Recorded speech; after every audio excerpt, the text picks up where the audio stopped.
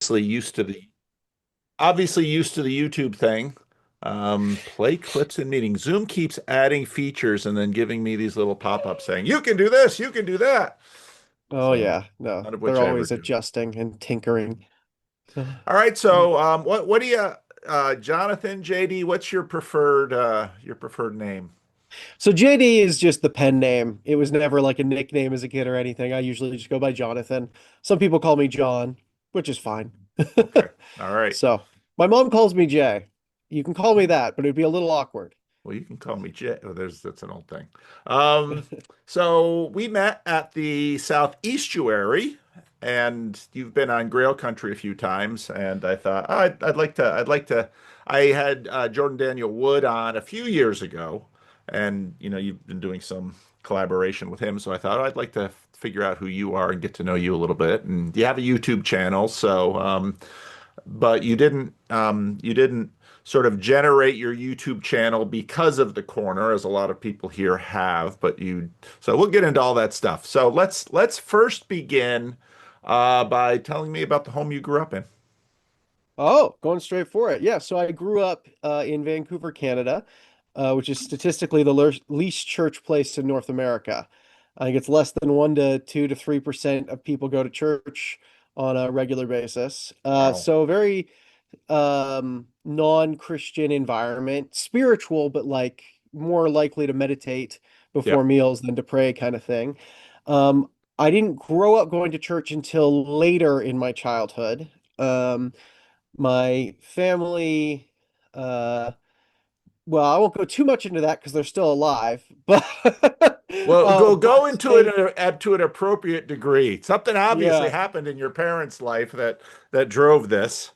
yeah, no, but my family went through a lot of stuff. They got Mm, divorced. I struggled with a lot of things, and I would say we started going to church when I was closer to like the 10, 11, 12 range, but then it okay. was still I had such a secular world around me, and so I don't think I really started to take my faith seriously until 17, when I had Well, kind of who an experience. initiated the church going? Your parents to try to reform you, or you because you wanted something, or how did that go? Were you So invited by this is the someone? debate. There are three different versions of this story, depending on which member of my family you talk to. I love it. And I'm happy on a personal level, I'm happy to share that. I don't have any problem sharing it. I'm unusually self-disclosive. I've been told I need to stop sharing vulnerable information.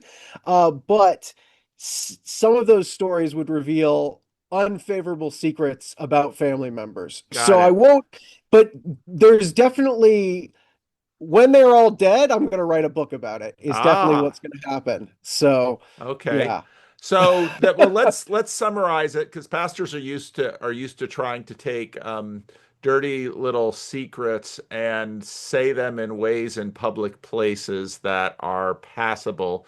So let's say that there was coalescing of certain crises in people's lives, and this Yes. led to, well, so a big part of the problem for people who aren't going to church and then they decide for one reason or another, even in a godless place like Vancouver, British Columbia, that church maybe somehow might at least make things a little bit better. They then have the difficulty of what church do we go to? Do we go to the one nearest our house? Do we go to one that a friend goes to? Do we go to one that has some connection with family history? So how did your family solve that problem?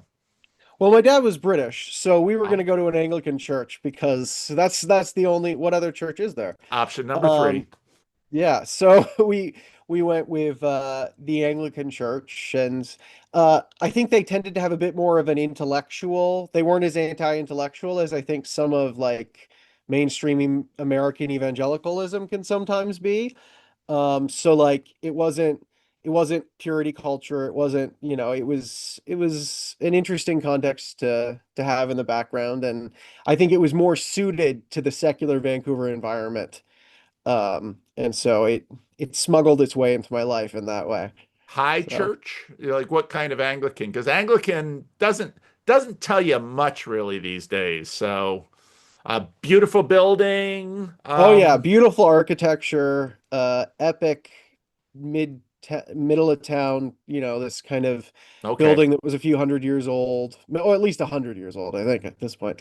So yeah, it was high Anglican, but still, as casual as could be, because we're not in England. So, okay, so let's talk about you because you can talk about you. So you go to this church as a 10 or 11-year-old. What are your thoughts about this? Is it cool? Is it weird? Is it under duress? What was that Um, experience for you? so I think I was an incredibly uh I like to think deeply about things, so I was always challenging the pastor on, does this Ah, make sense? Does the yeah. Trinity work? Well, if God created the universe, who created God? Do we actually have free will? That doesn't really seem to make sense. So I was always pushing back on those questions. And yet at the same time, I definitely felt a real sense of, oh, this place is a lot safer. Mm, That, it's a refuge in the midst of the insanity of life and the crises of the home. And so there was some safe people there. And in particular, there was one youth pastor who came right as I was probably going to phase out. mm, As I was kind of in the, yeah, I don't really, because I have a very anti-establishment type of streak in me, okay. and the church is kind of the perfect place to direct that fury. Yeah. So I think I was heading in that direction in the 13, 14, 15 range, but Okay. then this youth pastor came who's just like the most patient, loving, sweet person in the history of the world. Mm, And was just incredibly patient with me in the midst of all those questions. And I really tested his patience. Like, mm, he likes to joke that I was the hardest youth kid he ever had, which I don't know if that's mm. actually true, but I enjoy hearing him say it is. Like one time I just went up to him in the middle of a service and he was in the back and I just slapped him in the face and walked away. Like I really was trying to push him Wow. away or try to find a way to like find a hole in his armor, because I think Yeah. he seemed too good to be true. Yeah. But he just kept loving me and being patient with me. Yeah. And eventually, I had kind of a conversion experience, and that led to me going to Bible college. And that's where I met my wife. And then Okay, let's not go yeah, too far. so Let's not get too far ahead of okay, this ourselves. is a How slow, big? I've slow got to. build. See, I'm a pastor, and I'm going to focus on this church a little bit. How large a Yeah, church was it? gosh, I think it's maybe 100 people when I was Okay, there. all right. It's But they did it's have a it's youth shrunk. pastor, so they had multi-staff. Yeah, they had a youth pastor. Yeah, I mean, he got paid like nothing, but yeah, they did. And what So, did youth programming look like in this Anglican church? yeah, so I think originally when he got there was maybe 15, 20 kids in the youth group. They just hanged out once a week at night. We would meet together, do some Bible stories, do a couple games, that sort of thing. Yeah. He really whittled that group down to like 4 or 5 people. I don't think it was Wow. his fault. I think there was some drama, and half the group took one side and the other half took another side, and so a bunch of them just left over some sort of falling out they had with each other that I don't even Yeah. remember what it was about. So it Yeah. wasn't his fault, but he whittled that group down to like 3 or 4 people and really invested in them. Wow. And so we got all of them, and that was 20 years ago. But Yeah. I talked to him yesterday. How old? How old was he? Was he a young guy or was he an old guy or? He was 28 when he came Okay, there. so young guy. So but he came there to work at the church even though he wasn't paid much of anything. So he moved to Vancouver to go to Regent College to do his master's. Ah. Yeah, and So while the he church was was able to get him there, on the cheap. I mean that's how churches do it, right? They take That is. advantage of the. It's what you got to do. So yeah, Oh, wonderful, wonderful. And you're still friends with him today. yeah, he's one of the godparents for my children. Wow. He did my wedding. I talked to him maybe once a week, once every 2 weeks. So he's just remained consistent Yeah. forever. So you dropped it. Is he pastoring a church now too Yeah, or yeah, okay. he still is. Yeah. Okay. Now you dropped the word conversion. How did your life change in that period as a young teenager?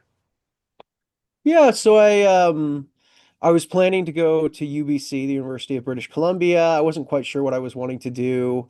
I wanted to be a writer, but that seemed like a reach, so I Mm, was thinking about maybe law, some different areas like that. But then when when I kind of had a more intense faith transition, I was like, well, this is it. Like, I'm not half in, I'm all in. I'm going to go to Bible college and become a pastor.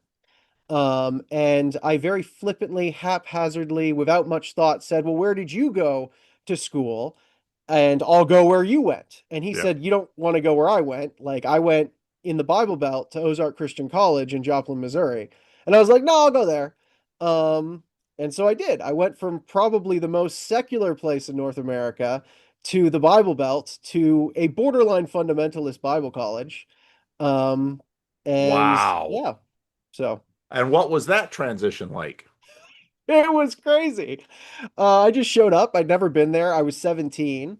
A lot of people were just because I was coming from Vancouver. I was very liberal. I was very secular, and I was still a new Christian. So like I just showed up, and I think everyone just was like, "Who the hell is this guy?" I regularly got told I was going to hell, because my views were way more progressive and I just didn't have that Christian cultural background. Like I didn't grow up listening to Hillsong or, that kind of stuff. Yeah. And so I was constantly just shocking everyone. And I was just like, I'm just being me, people. I'm not trying to, but I think the first year I just reveled in being Mm, a maverick and pissing everybody off. But then yeah. I started to get some real friendships. Yeah. And I think if I expected them to accept me, I also had to do some work to meet them where they were. And Yeah. so I think I grew a bit and matured. And as much as I didn't agree with them on a lot of stuff and still don't, I was able to appreciate some of the stuff that they were doing there. They loved the Bible at a Yeah. level that I've never seen anywhere else. Like Yeah. for Yeah. some of like one of my classes, we just memorized First Timothy. That was Yeah. the class. Yeah. And we did it's it was a 5-year program with 160 credits, and like 140 of them were just Bible books, Yeah. right? Yeah. Like, When they said um, Bible college, they meant it.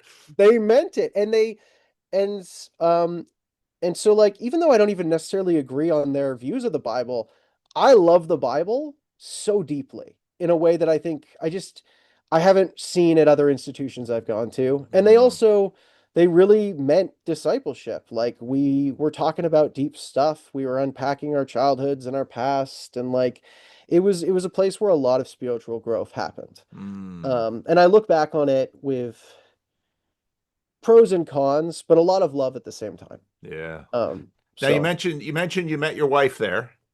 yeah. Where was she? Was she there normally, unlike you, or is she another refugee from a secular outpost?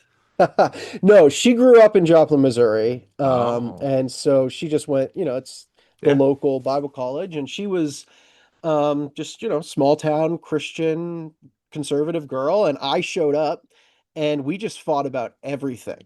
We argued for hours about like abortion and homosexuality and just basically any possible subject where there might be that tension yeah, between those two cultures. yeah. So we argued a lot, and I really did not like her, and I don't think she liked me either. And um, Perfect rom-com.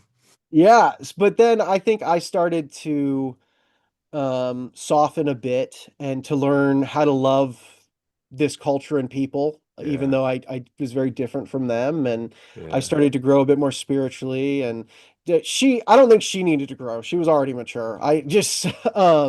But then we started doing ministry together. Uh-huh.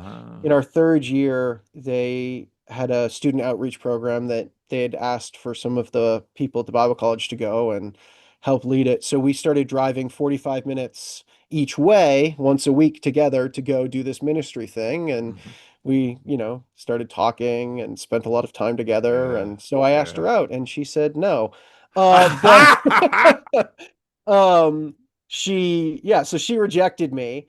But Which you can then, continue to throw in her face now that you're married. When oh I yeah, asked, you said no. she's not embarrassed about it at all. She loves that, but to be fair, I was not well seen on campus. Oh.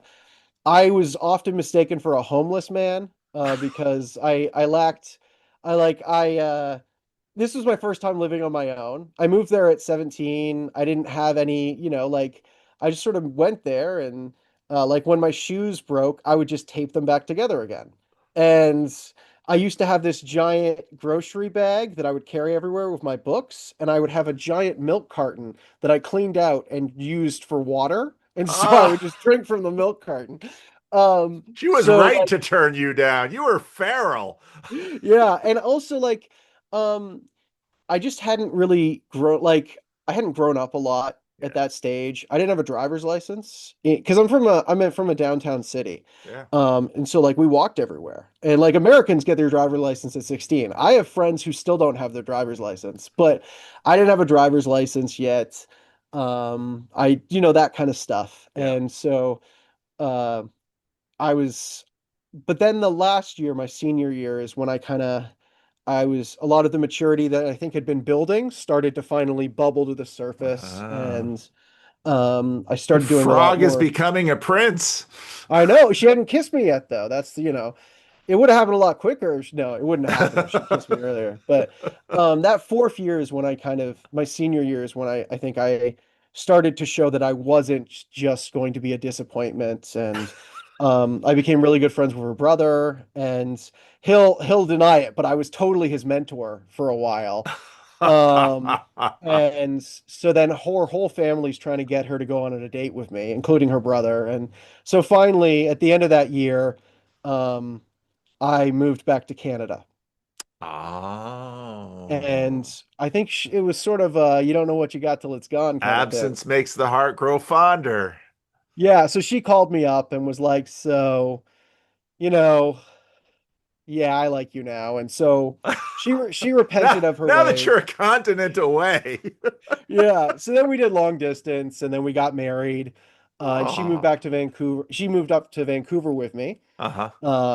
Because I was doing my master's at Regent College. Okay. But she couldn't work there because of visa Right. stuff. So I had to Right. get a job, which is always the best reason to start ministry. You need Yeah. money. Yeah. So, It's true. so, but I mean, at that point, my plan was to go into ministry anyway. Okay.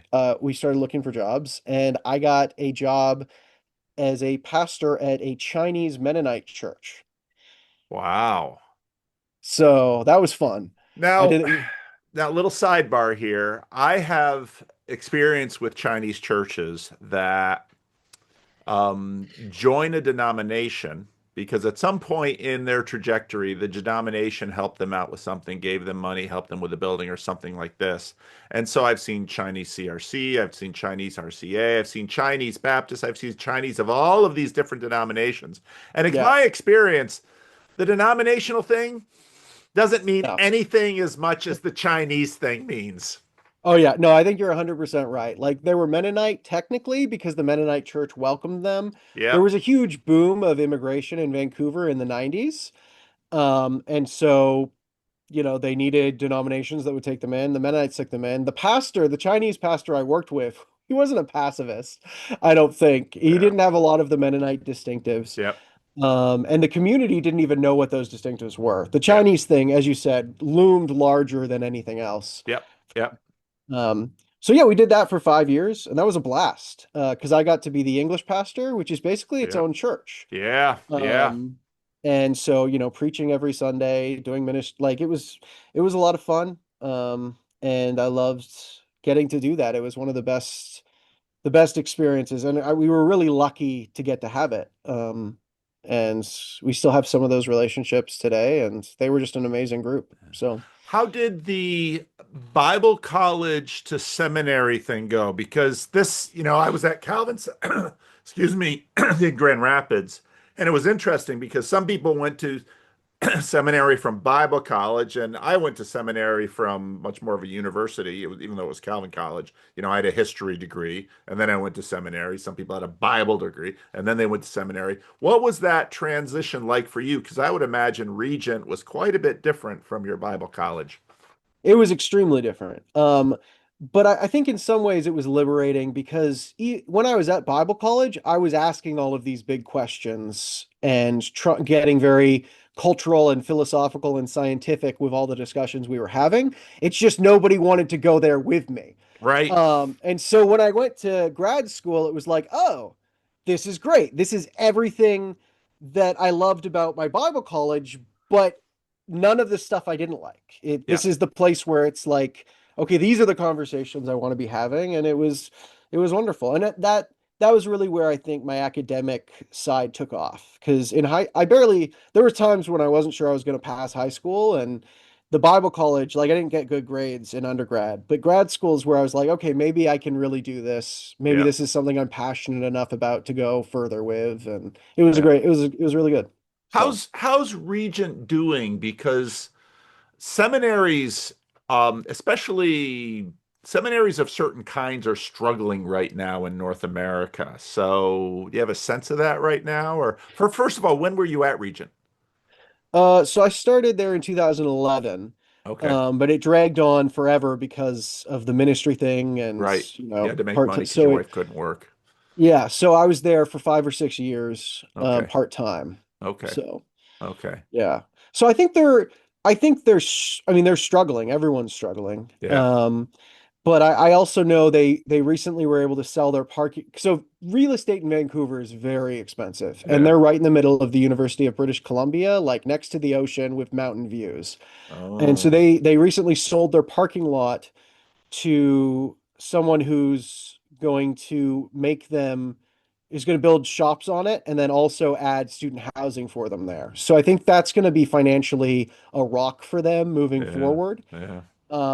But yeah, no, I don't think it's great. Yeah. But I don't think they're dying, which Yeah. is, Okay. Well, that's good you because know, there's a lot of seminaries that are struggling and just Christian colleges. I think Bible colleges are probably going to have a little easier time because they draw from a different group than, yeah. let's say, Christian liberal arts colleges like Calvin University, which is my alma mater. So, The last oh, university I was at, though, Lincoln Christian University closed.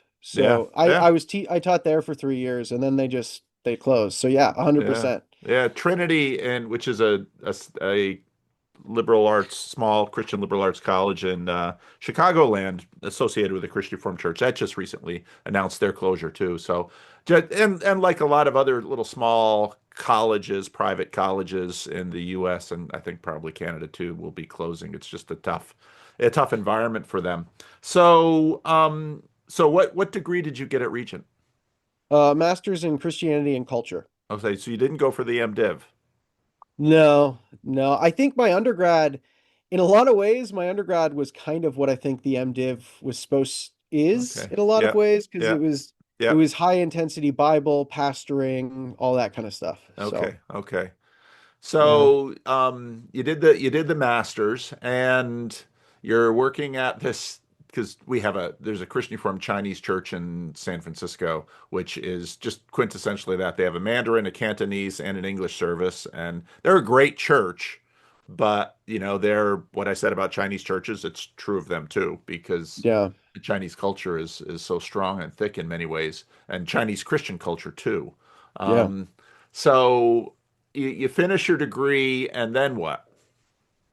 Yeah, so I mean, um, wrapping up the degree, we really loved the pastoring. We really loved that community. Hmm. And we didn't want to leave Hmm. those people and those connections because it was a lovely time of our lives. Yeah. But I I was feeling very challenged to think more deeply about stuff and to study more. And Hmm. so we kind of said, we're going to apply to maybe one or two PhD programs. And if you get into those, we'll go. But we're not going to apply widely. We're going to apply to the exact thing you want and try like and if it's not that, we're not going to go because we don't want to leave this community and this church. So we applied to Cambridge in the UK, which my wife had always wanted to live in England, and they had a really interesting Christianity and philosophy and Platonism program, and we just didn't think we would get in, to be honest. But then we did, and so uh, we left to move to the UK in 2017. Now, let me ask you a question.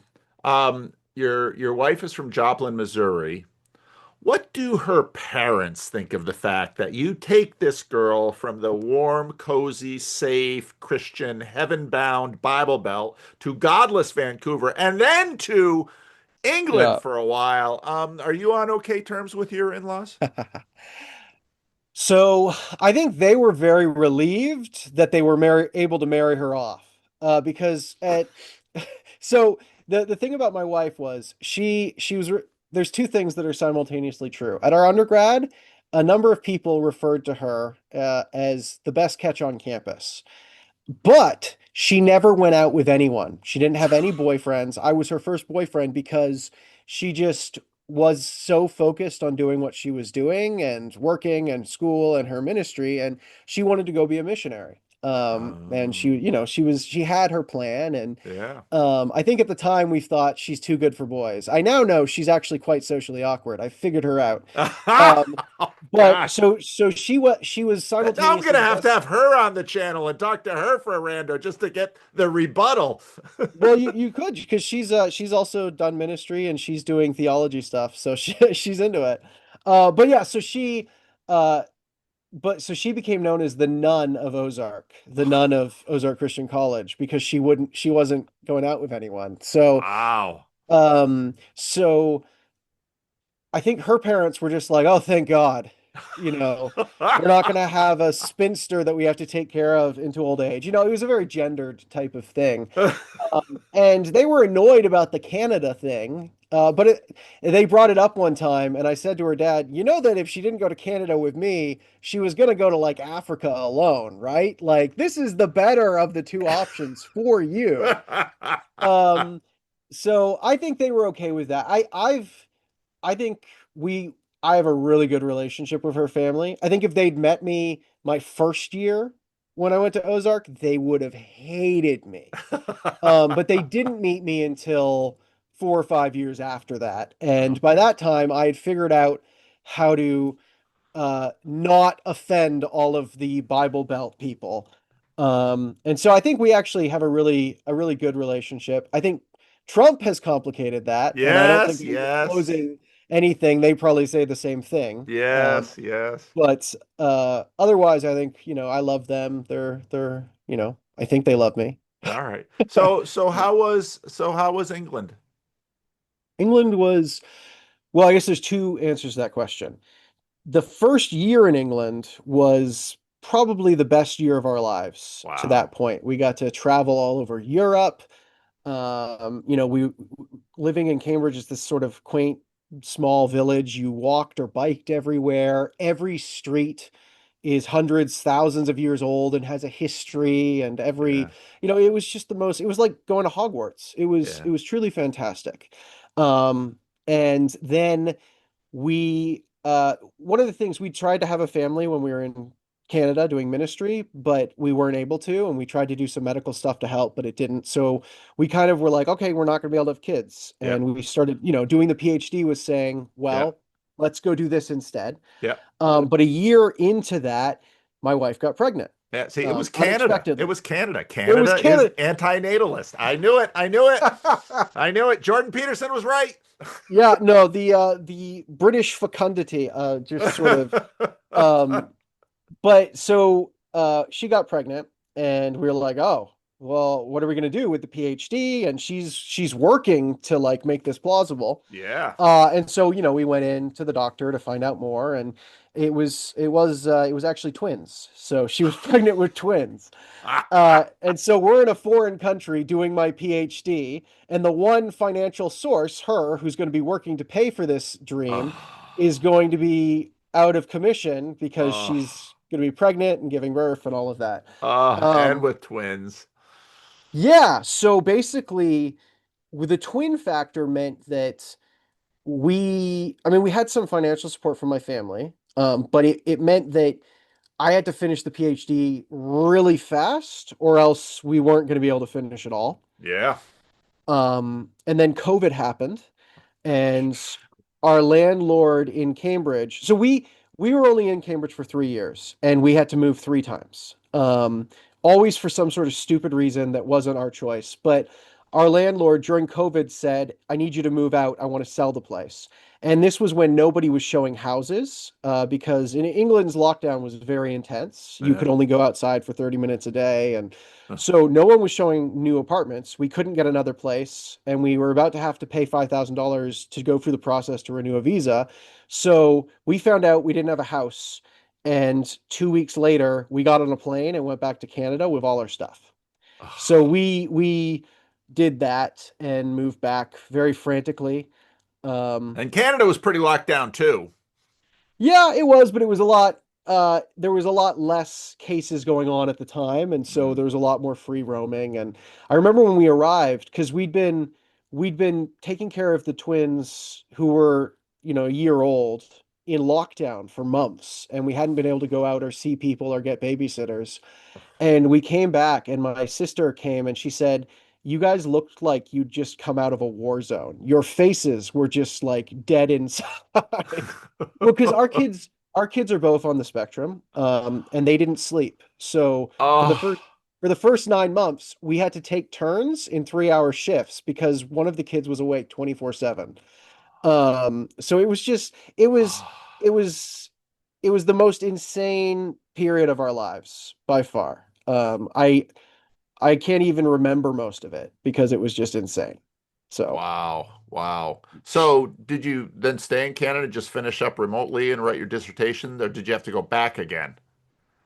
I didn't have to go back. I Okay. At that point I submitted Yeah. the dissertation because we needed to rush the whole thing because we were Yeah. about to run out of money. Yeah. Um, and so I did my Viva at a distance. It was a surprise Viva. They forgot to tell me about it. So I got a call an hour late saying, "Where are you?" Oh, Um, so I checked though. They did not tell me. I checked my emails. It was on them. And then wow. at the end of that year, we moved to Illinois, and I started a professor gig there at Lincoln Christian University. So yeah, And okay, so now you're living in the States again and you're teaching. What are you teaching? philosophy and religion. Philosophy and religion. And so you're saying this college closed. What was it, just a small Christian liberal arts college? So I think at their peak, they had maybe 1,500 Okay. students. So it wasn't tiny. Yeah. Um, but I think they had kind of been in a downward trajectory, and then COVID just put them over the edge. Yeah. So Yeah. Yeah. we got there, and then maybe 8 or 9 months later, they were like, we might be closing soon. And they Oh, dragged that out for 2 more years. So I was there yeah. teaching for 3 years. Okay. Um, but it was a mixed experience. Okay. It's hard to get a job right now, and so as soon Yeah. as they said they might be closing, I kind of went into overdrive Yeah. in to get ready to have to apply for a job again. So it was not a Yeah. great experience. So this week I opened up this week. I talked to Glenn Sunshine, who is 5 years older than I am, but had a story of always looking for jobs as an academic. And then I talked to Marcus Shera, who has landed a job at Eastern University as an economist, but again, another somebody with a PhD. I mean, and then today your story, and I was listening to Jason Staples on the Kiwitas podcast, and he was talking about the fact that, Jason Staples, who's done some, very notable work in New Testament on the understanding of Israel, and he's talking about the fact that he has to do like voice acting and coaching and all of this stuff just to make ends meet. It was oh gosh, how many years ago now?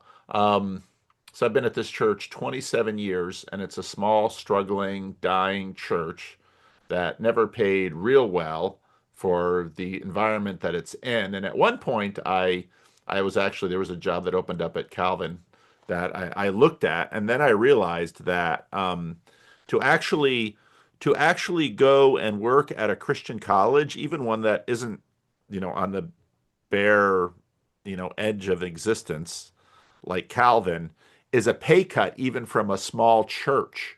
Uh-oh, what'd you do?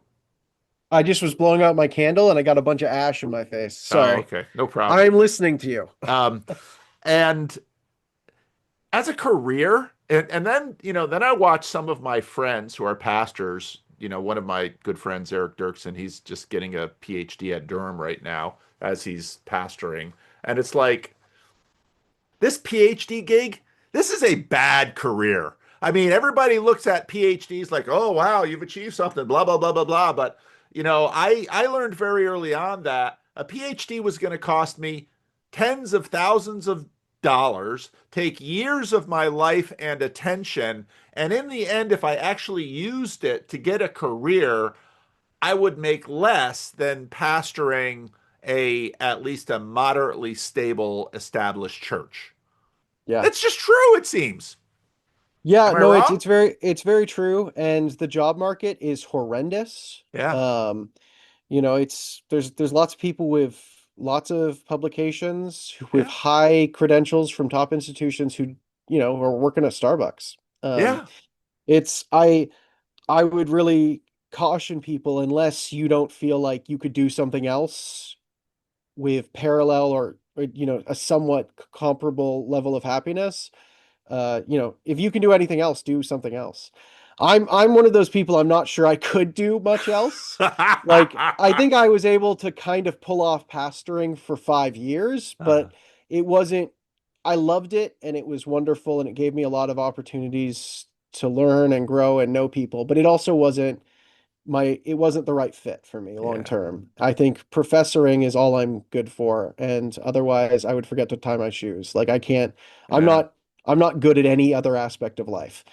So that I had to go nuts and do it. But I think if anyone can pull off something else, maybe they should do that instead. Yeah, So I think there's a lot of truth to that.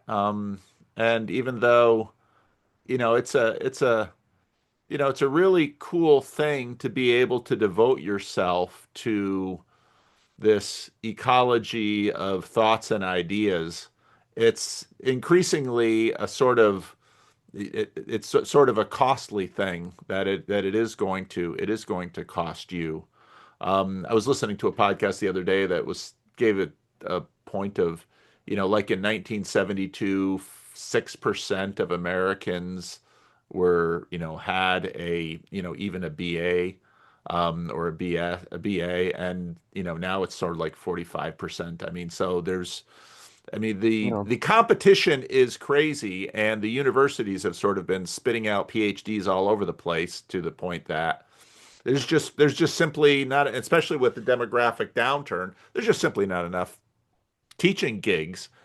yeah, And unless you're on a tenure track position and somehow manage to distinguish yourself as a superstar, whereby you can leverage universities to actually pay you a living wage. The way I see them treat adjunct professors, it's yeah, pretty horrible. And I've had people say, "Ah, you could go teach at that junior college," and it's like, I haven't really leaned into YouTube as a lucrative profession, but I could pretty clearly make more money on YouTube than I could over at the junior college. It's just yeah. true. Adjuncts get treated horrible. I don't know if I've ever been treated as I think some of the most dehumanizing experiences I've had have been applying for jobs and how institutions have treated people who are adjuncts or trying to get employment to live. Like they Yeah, just treat them as disposable. yeah. And it's very, yeah, it's very cruel. But yet you do it. Why? Tell me about your vocation, your sense of vocation. I think um one of the only things I can really be happy about is thinking and writing all day. That's Mm, one of the only things that I any sort of tasks or administrative stuff, it just slowly kills me. yeah, I'm just yeah, someone who, like, you see, I got a hammock in my office. Like, yeah, this is it. Like, yes, this has sucked to get here, but now I get to sit in my hammock and think all day. yeah, So yeah. it doesn't pay well. It's been horrible. I've already lost one of the jobs and had to find another one, but Yep. I, I also don't know what else I could do. This is great. So, All right. Okay, so let's talk about, because the thing about academics are, a PhD means more and more about less and less. Tell me about the areas of lessness that you really enjoy. yeah, so I would say that, I'm more of a generalist. I really Okay. like interdisciplinary, philosophical, religious stuff. And I have ADHD, not like self-prescribed, but like doctors sat with me and were like, "Yeah, you're intensely ADHD." Oh. Um, so I get excited about a subject for maybe 6 months and then, do something with it and then I move on. So it's Oh. very hard to kind of pin down exactly what I do. Yeah. Like my first book was on the Trinity. My dissertation was on God's relationship to space and to physics post Einstein. Um, my next book's probably going to be on free will. Um, so I've got something else coming out about film and gender. So it's just kind of all over the place. It's whatever catches me in the moment. So Oh, I'm a lot like that. Maybe not as bad because I'm too old to have been diagnosed with anything. But but I know that, and it is, again, in terms of an academic, that's also a disability because, usually sort of the career academic finds one little area and they just build that tower their whole career and they become like the world specialist in this tiny little thing. And as a generalist, it's fun. It's, in my opinion, it's fun. It's much more enjoyable than just building one thing, but it's hard again because well, here's a question. Do you like to teach? Do you like students? Do you like the classroom? oh yeah, I love teaching and Okay. I loved preaching. Um, I think the performative aspects have always been the most fun for me. I think I originally wanted to be an actor. And then I switched to screenwriter because I love writing. And I think that was the thing. I loved writing sermons. I spent 20 or 30 hours just on the Oh, sermons, but I yeah, could pull off pastor, like I could pull off yeah, the tell me about your day, I'll listen. yeah, Like I could do that, yeah, but it wasn't what I was like called to do or yeah, naturally good at. But I love preaching and teaching. yeah, And I think as a child, I always just loved to be the center of attention. And I think yeah, there's healthy versions of that and unhealthy versions, and I've had to yeah, play with that my whole life. But yeah. that was always the part that wasn't hard. So Okay, okay. So you wrote a book on the Trinity, and have you met Sam Tiedemann yet or not? no, no, I Oh, haven't. he might come find you. He's our corner Come find me. Unitarian who has a lot of great stories about. He's our corner Unitarian that will often opt to go to evangelical churches because they're better than some of the weird little Unitarian churches he's sort of stuck with. But that Yeah, always puts him on a track to a really awkward and difficult conversation at some point with the leadership. And yeah. so poor Sam, poor Sam.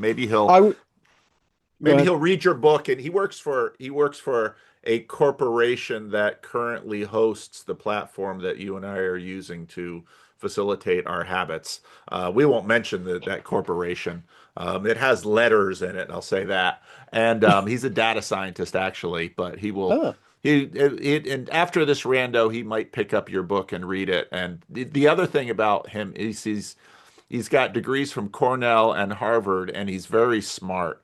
And because of his rough treatment by Trinitarians, he also has spent a lot of his time studying church fathers and the history of the development of the Trinity, which makes him a pretty formidable thing. So some poor evangelical pastor's like, you don't believe the Trinity, and sort of wades in to talk to him yeah, about it, and very quickly realizes that this guy has spent hundreds of hours of thinking and researching this topic, and the poor little pastor just believes the Nicene Creed because he said it a few times in in the yeah. church he grew up in. So maybe Sam will find you. We'll see. Yeah, go for So it. I had a debate with a Unitarian just a few weeks ago, Dale Tuggy, and uh he did not like me at all. It was but I think Unitarians have a lot of really good points. they I do. like I think a lot of Trinitarians don't appreciate just how insane their view is. And I believe I'm a Trinitarian, but Yeah. like we got to do there's a lot more work that needs to be done than a lot of people think there is. Like Yeah. it's a very hard topic. So, Yeah. Well, Sam yeah. will watch this video, and I'm sure he'll leave comments, and he maybe will find you out. And but Sam is not a Sam is a very winsome individual, and he even though he's very passionate and can get a little bit spicy about the treatment that he has received at the hands of Trinitarians, and he continually reminds me of Michael Servetus because I am a Dutch Calvinist. But anyway. So, well, tell me about your church life. Where do you go to church, and what's your church life like? Yeah, so we go to a Presbyterian church in town when, well, or rather we did. My kids are both on the spectrum, as I said, Yeah, and they're 6, they're twins, and um that's a public lot. spaces. How Yeah, how I mean, so we had a well, I know a lot of people on the spectrum, but there's this is a spectrum, and so where on the spectrum are they in terms of speaking and I think they're at the more accessible, relatable okay, end, but I think they're also very intelligent, and yeah, I think the combination of those two factors has just made them kind of formidable yeah, in public spaces. yeah, We had to pull them out of school in the last month, actually, wow. because it just wasn't. And so we were going to church, but it got to the point where like they would escape the Sunday school room every service and then run into the service. And one of them stole the communion bread from the front of the church while the pastor was preaching Is and there a just video of this? Please tell me this was you videoed. know what? They live stream. They might actually, I hadn't looked at it, but You they should might find because it. I want to oh watch no, that because that would be great. it was great because at the time he stole it from the bread. The whole service stops and everyone's like, oh, and then he grabbed it and he runs up the stairs into the balcony. Well, we chase him screaming, and the balcony's open air. So everyone's listening to us scream and chase our kid. And at the time, I was so mad, but I also knew this is going to be hilarious in like a week or two. And it was just, but yeah, so we've kind of gotten to the point where we've had to retreat from public spaces, Yeah, and yeah, that's been hard yeah, because we firmly believe in church going. yeah, I literally I gave a talk this semester on why bother with church, and my yeah, pastor was there, and I prefaced it with, "There's an irony that my pastor is here, listening to me give a talk on going to church when I'm not currently going to church." yeah, yeah, yeah, Um, yeah, but I mean, we still do church at home and that kind of stuff. But yeah, we're just in a season of yeah, trying to slow down, and yeah, yeah. so So, yeah. Preston, so why did you pick the church you picked? Uh, because it was the least crazy church that had childcare. Ah! That's the answer. So Okay. Well, where do you teach right now? University of Jamestown. Um, Okay. Okay. so yeah, we're we're just kind of surviving. Yeah. Yeah. We're in survival mode. So Yeah. Well, having twins on the spectrum who are 6 years old, that'll you'll be in. Yeah, it's tough. It's tough. I've got two nieces and a nephew who are on the spectrum, and they're grown adults and they're functional and they hold jobs and all of that. But that's I had a guy on the channel. He had a he has a podcast, Christianity on the Spectrum, and had a really wonderful conversation with him. So this is a big deal. So well, tell me about what's been on your mind lately. Now let's talk about your YouTube channel first. You have a YouTube channel. yeah, yeah, JD Tell me about Lyonhart. how that started. Yeah, so I think originally I just posted my sermons on there Hmm. and would, refresh to double check how many views it was getting, as I realized that only like 5 people listened to my sermons Yes. and broke my heart. Um, but then I kind of it was just in the background for years and years. But then I started a podcast, the Spiritually Incorrect podcast, which I co-host with Seth Hart, who's a professor at John Brown University. And so now we host the videos from that on my channel. But we also, it's on Spotify. Yeah. You can find it's so And we just kind of do whatever we're interested in. So we've got episodes that are more like traditional theological stuff. We've got an interview with an exorcist on there. We had on a Satanist. We just whatever we kind of feel like. We also, so it's kind of, I think that's hurt our audience because I think a lot of podcasts do well when they pick an audience and a topic and they go for it. But It's like just like we academia, you just build that tower, but no, I can't do it either. I can't do it yeah. either. No, it's So, I get too bored, right? Like yeah. we had one we had 1 month where it was like we had one episode on quantum physics, and then we interviewed Shannon Harris to talk about her divorce with Josh Harris and purity culture, right? Like Ooh. those two things on the same channel. That's us. Oh, I want to So find that. I want to find that Josh Harris divorce. Yeah, it's that'd up be there. the Go one get I'd be it. interested in. Yeah, Hmm. yeah. So my wife's in her book actually, because she went to Regent.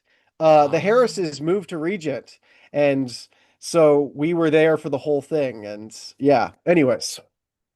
All right. So, okay, I've pestered you for about an hour now. So, what do you want? Well, it's unfair because I mean, if you're like I'm sick of maybe you know nothing about me and you don't care to know anything about me, so we can drop it I here because I wanted to know about you, and I I've love I've got talking about myself. That's okay. fine. Well, actually almost all of us really do.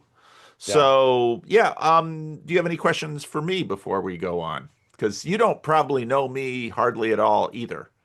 I don't even know what to ask. What should I ask? What's the question that will get the juiciest stuff out of you?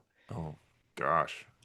I'm not going to give you that. I mean, I'm old. I know just like earlier, where there's juice, there's vulnerability. I'm not going to open that up. You're going to have to learn that yourself. Okay. Okay. Here's a question. How did Nate Heil find you? Or did you find Nate Heil first? Uh no, I think he reached out. I think he'd read my book Monotheism, the one on the Trinity. Okay. And I think that was it. He did an episode interviewing me about that, and Okay. then ever since, I guess whenever a new book comes out, he'll read it, and then we'll do another episode. And All right. so, So you yeah, but don't you don't really know what you've been now involved with. That's no, what I I'm had no picking up. idea at all. He told me to come to a conference thing. I showed up without really, my life's crazy. Yeah, yeah, yeah. You got little I just kids. You kind of got showed up, and yeah. I did not realize that this was like a whole movement and any of that. So, yeah, So, no. okay, so we'll go with that. So you go to South Estuary just because Nate Heil, because Nate sort of does the regular thing when Nate finds a book Yeah. and an author he likes, he's like, oh, I got a channel. I want you to come on. And most authors, starving academics, they'll be like, yeah, I'll talk about my book because if I can sell a few more copies, maybe I'll get just, another 20 30 bucks to put a little gas in the tank. That's the way it goes because That is depressingly accurate. I saw that with PhDs, and then I watched my pastor friends write books, and it's like, you put a lot of time into that book, and your mom and some people from your church, and maybe you'll get someone to shill the book a little bit, but you're not making a lot of shekels on that writing gig. So then you get invited to this conference, Southeast Jury, of which you know nothing about. So what were your impressions of those strange people who gathered there, all enthusiastic about really not something terribly focused? Well, I think that lack of focus is both its strength and weakness, right? Like it's a huge thing to have a group of people that don't have clearly defined dogmatic convictions, and like because I went in thinking it was just sort of a Christian group, right? Because I didn't know ahead of time, and it was like, oh, this is a really interesting, unique, diverse conversation with a lot of different voices. Like this is needed more. But at the same time, I'm also like, but if there isn't something stated, there will tend to be some sort of underlying thing that unites the group. It just won't be stated. It'll be implicit rather than explicit. And I think my suspicion, which I think a few people confirmed, was the unity here isn't Christian faith, it's podcast culture. And sort of, so that was like, okay, that's and I'm sure that comes with its own dogmas and worldviews and stuff like that. So Yeah. yeah, you know, Yeah, and it's a particular podcast culture. So what we're doing today is sort of the genesis of it Okay. because I don't know if I got to tell you a little bit about how this thing happened. And those who are watching now, maybe, at some point you just skip ahead because many of you have lived this story and you've heard this story. So, once upon a time in 2017, there was another professor, another academic who really wanted relevance, who had put all of his lectures on YouTube, and he only rose to fame when in Canada he saw legislation that he felt threatened freedom of speech and was defining prescribed speech. And so he began to protest, and he declared that if Canada tells him what to All say, right, I know who you're talking about he now. will not say it. And if they put him in prison, he will not eat. And so he gets on the status rocket because of this. And then because he's got more fame than he's had even after being on Ontario Public Television talking about this and that and this and that for years, he decides he's going to rent out the Bader Theater by University of Toronto and charge 30, 40 bucks a head to listen to him wind on about the book of Genesis for 2 or 3 hours. And I thought, well, this is strange. And I thought, why are all of these people suddenly thinking about the Bible and interested in the Bible when a good friend of mine, Phil Reinders, was preaching at Knox, right practically on the campus. And I knew Phil is a wonderful preacher and a tremendous Christian and really a thoughtful, sincere guy and has plenty of empty seats in his church.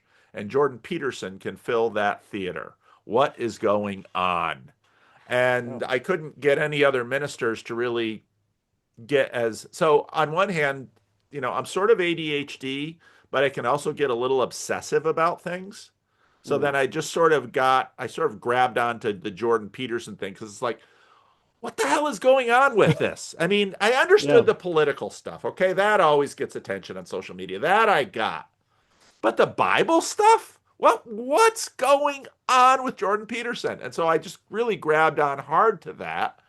And I couldn't get any other clergy. I was thinking, I think this is really important in terms of North American missions because this is a new thing. And I think I want to know what it's about. And I think the church needs to try and learn from this about what the environment is that we're actually trying to minister in because we're not really doing that well.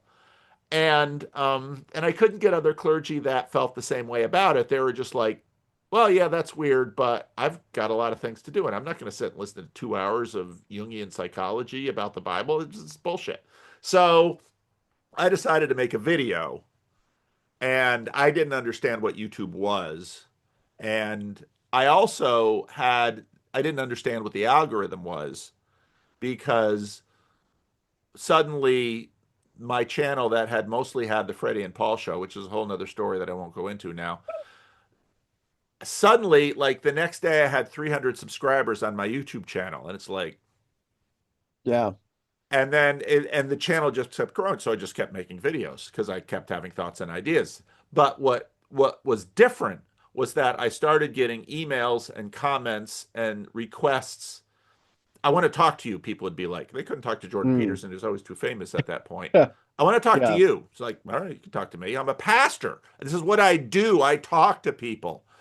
yeah, But very quickly, I began to realize whereas I had spent 20 years in this church in California where nobody wants to talk to me because the members of the church, if they have a problem, first they sort of hide it from the pastor because they don't want other people to know they have a problem because they're too busy yeah, keeping up appearances. And the people outside in California are like, you're a pastor? I sure don't want to talk to you. yeah, yeah, So nobody wants to talk to me.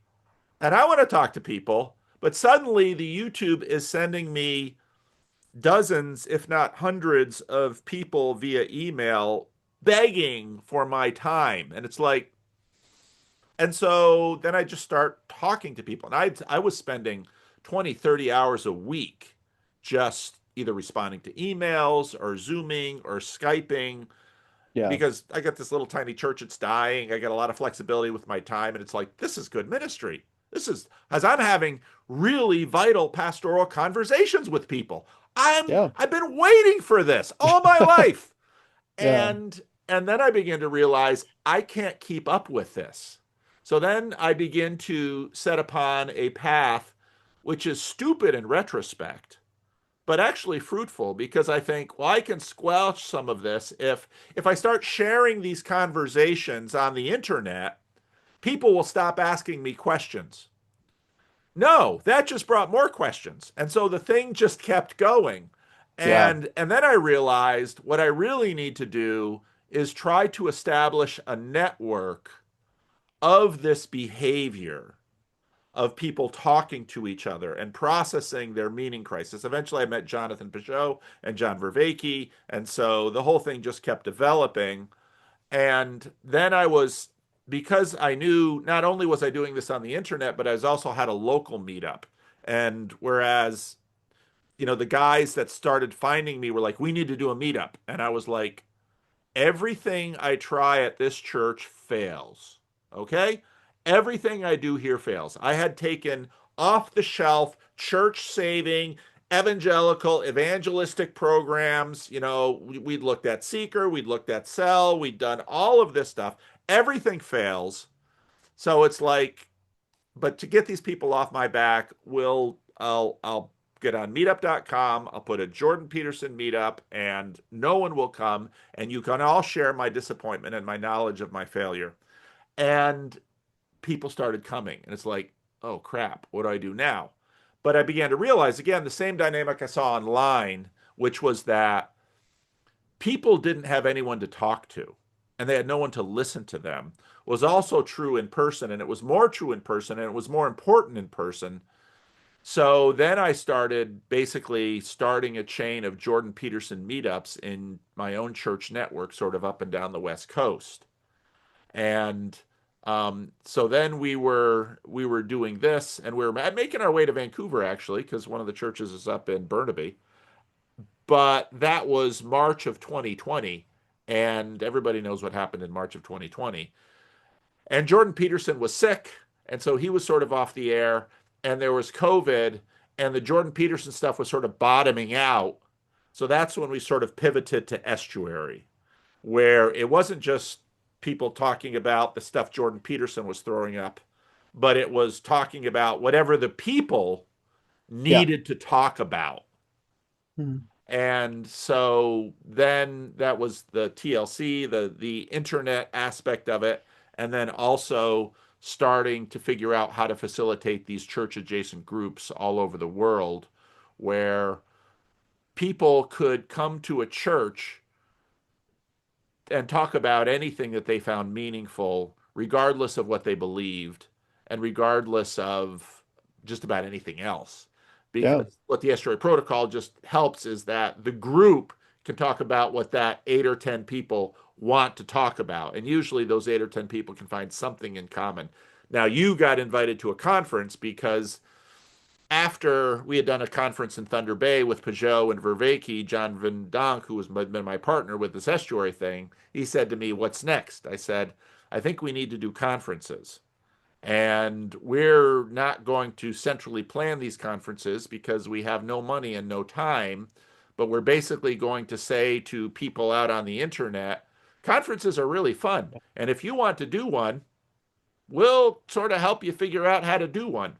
And Nate Heil got involved with that. And so then we've had a series of conferences. And because of your relationship with Nate, he's like, I want you to talk to Jordan Daniel Wood. And so that's how that thing happens. But it's this whole Yeah. network of people who are seeking meaningful conversations and to develop relationships. So That's that's that's how we funny got here. because the me and Jordan on that specific topic we talked about, we tried to keep it as like, relatable as possible, but that's the most nitpicky theological distinction area. Like him and I, it's such a specific disagreement that I think when we realized what the conference actually was, we were kind of just like, why did they invite us to do this? Like, we could do a different talk on a different subject, but this is very theological. But yeah, I the really groups. enjoyed it. I thought it was a great I'm talk. glad. I'm glad. But almost see, and this is what's weird about our conferences. The it's a bait and switch, and what's on stage is the bait. And so it almost doesn't matter what's Yeah. on stage, because what we're looking to have happen in the conference is what's happening in those breakout estuary groups. And you can't really program that because of the nature of the estuary protocol. What happens in Yeah. each of those groups, it'll usually be connected to the stage, but like a sermon, it won't necessarily be connected to the stage very directly. It'll be connected to what the individual people took from their experience of watching you talk and then working at it in the group. And so that's how these conferences are sort of different. No, no, that makes sense. And I think in some ways that's actually what happens in churches anyway, because people never take away what you wanted them to take away. No, they don't. They do not. And Which is so, really frustrating if you're a oh yeah, preacher, especially if you're the kind of preacher that spends 20 or 30 hours crafting this sermon, getting all the yeah. points correct, and you deliver it to the people, and someone says, so what you're saying is that God won't give you anything more than you can handle. Nope. Yeah, Actually, it's like, no, not only did I not say that, but I don't believe it, but thank you for your input. yeah, it's like I've created this feast for you, and they're like, "Can we add some ketchup?" I'm like, "No." Yeah, but I think that's I that bait language. It's humbling as a speaker to be like, "This isn't about you." And it's like, "Oh, well, damn it." But I think it makes sense what you're saying is, it's not a trick. It's just we have these big things to get people to come do the small things, and Yes. that makes sense. Yes, So yes. yeah. So that's the estuary thing, and that's the TLC thing. And so Nate actually found me after I talked to. Have you talked to Grim Grizz at all yet? No, I haven't. Do you know who Nate, I he think is? Nate's my only link to this, I think, Oh, really. well, you might be in for a. We'll see what kind of surprise it is, but you might be in for some kind of a surprise. So Nate Awesome. found me through my conversation with Grim Grizz, and another thing that makes this whole thing a little different is it's really more about people and the relationship than it is about the ideas. And you picked up on that right away in that this isn't a theological conference. This isn't a this isn't a conference about anything. This is a conference about It's a relationships and conference each about other. nothing. It is, and a lot Sort of of the people have said Seinfeld. that about the Yeah. TLC. This is a network about nothing, and it's like it's actually a network about network. And it's Hmm. not a network about nothing. It's just not sort of topically oriented, which actually Yeah. makes it a good fit for the ADHD among us, because none of us can pay attention to anything long enough to actually build a career around it. But if you think of Seinfeld as the classical show about nothing, what it was about was just their relationships as they run around doing nothing and having meaningless lives, except for the fact that they're talking. And, Yes. and if the relationship is the heart, the parallel with Seinfeld is actually lovely. Yeah, yeah, So, yeah. And I think that's yeah. true. I think that's true. So, and that's what you stumbled into, and that's what. So, if you want to blame someone, you can blame Nate. He's a big boy. He can take the I had blame. fun. I'm not complaining about it. No, Good, you guys, it was good, a good time. good, So, good. So, yeah, what have you? I hope I didn't come off as critical. No, So, and no, not at all. It's just that the often what happens is that we invite speakers to the conference who will have something interesting to say. And it's well, not like we don't invite anybody, but we invite speakers that have something interesting to say. But again, what they have to say is sort of secondary to the entire purpose of the conference. But it's very common then to have speakers come in and they're like, wait, what? What's happening here? Especially when you begin to look at all the speakers and it's like, what do we all have in common really here? And yeah. and you're not quite sure because it isn't organized in the way that almost every other conference is organized. It's organized in a different way. And so, no, you were very gracious. It's just that and often you don't get explained to you what you're going to. You're just invited to a conference and you're going to stay and you're going to talk and then there's these weird little breakout groups, but that's not so uncommon and so then you wind up and then at some point it dawns on you like, did I just walk into a cult? But they haven't locked the doors. So it's not even a normal cult. And it isn't really about sex or money either. So what have Maybe I it's still a stumbled cult. into? It's just not a very effective one. Yeah, that's It's right. We're not even good at that. We're not even good at that. I should be, getting people's banking information and sleeping with their hot wives. That's what I should be doing. And I've clearly failed at both. So well, it's never too late to start again and try and if today if you haven't pulled it don't off yet, tempt me, Paul. Frodo. Well, I would, I'm sure you would mean to use it for good, but through you, what's going to happen here? I don't know. So, Well, there are elements in the TLC that self-identify as not TLC that are very much when they hear you say that they'll be like, "See, he's right, he's right. Someone finally spoke the truth. Vander Clay has weaved us all in his web, and he's going to." Yeah, I'm probably sort I'm of a I'm gonna like, disappoint them too. yeah, no, are you Gandalf or are you Saruman? I don't know yet. We'll see, but it's We will lovely to see. get to talk with you. That's right. That's right. So, all right. I So, meant that as a joke. I'm I like half jokes all the time. So, you're. Let me tell you. I mean, your number one, your children probably didn't get their spectrum from no place. Number two, you're ADHD and on the internet too much. You're very much the people here, okay? That's because spectrumy, ADHD, on the internet too much. That is exactly, who many of the people the are. target. Yeah, Underemployed. cool. Yeah. So, There we go. and any other questions for me before I pester you with more questions? Uh, So I probably have to go soon. I Okay. have a day. So I was late. I pushed us back a bit. So I'm happy to do more later if you want. No? Apologies for that. I probably have maybe 5 or 10 minutes. So Good. Okay. So do you hit have any me other if you questions or? uh no, I think you've answered a lot of stuff. You've given me a lot of the background. I appreciate that. And thank you for having me. Well, It was tell a me lovely what's chat. what. Tell me because you're ADHD. Tell me what sort of is bothering your noodle now, and then we'll finish up. In life or in this conversation? Either in your what because a lot of the TLC is about what am I what shiny thing on the internet or in life or in Yeah. theology has sort of grabbed you at the moment. So what shiny thing is that right now? Yeah, so I've been I think the shiny thing is not that shiny. Hmm. And not all that glimmers is gold. But not all that's gold glimmers. I'm really just trying to restructure my life to just be at Mm, home. yeah, And to be a better dad and husband. Because I do get very excited about different projects and things like that. But my kids, especially with the homeschooling transition, I'm just trying to think about that.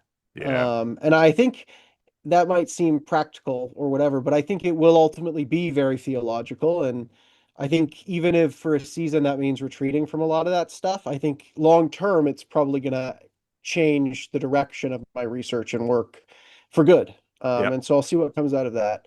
And so my wife and I we do a lot in the sort of um, neurodiversity and theology kind of world and exploring that. And I think this season of actually just being there with our neurodiverse kids, that will probably be consuming a lot of us right now. So, That is also very TLC because a lot of our people are about your age and they've started families and they have children and they are figuring this shit out because it's really hard. And so, no, I think that's exactly right. And I think that's exactly what you need to do. And I also think it will be fruitful theologically and even probably for your career if you attend to that because that's what they need and that's frankly what God is calling you to do. So, it's a good thing. yeah, thanks. Well, thank you for having me. Sorry to leave so quickly. That's not a problem. I'm always happy to come back and talk more. I think other corner people will probably beat a so anything you want to pitch, you've got your YouTube channel, you got a Substack or anything else you need to pitch? I guess I got pitch books. Pitch I've got the books. YouTube channel. I got the Spotify. Here, I'll pitch books. All right, pitch books. Um, Here, let's do that. Well, Here's the Trinity book, There you go, Sam. monotheism. Yeah, get that one and then yell at me about how it's wrong. I'd There you love to go. hear that. Read it, Sam. Buy it and read it. And then this is the one that I'm really hitting. This is my most recent book, The Journey of God, Christianity in Six Movements.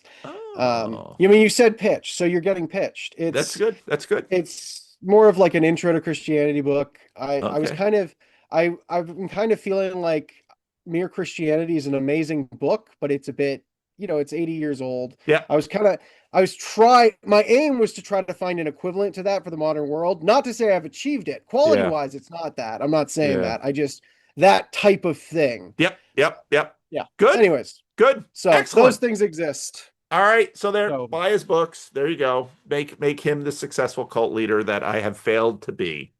So no, but through your tutelage, I will, you can lead me into the promised land. So, I'll get a yeah, floppy hat. All right. yeah. Thank you, JD. I Well, hope thank you you so much. have the Lovely rest to of a talk to you. good day. All right. Bye bye.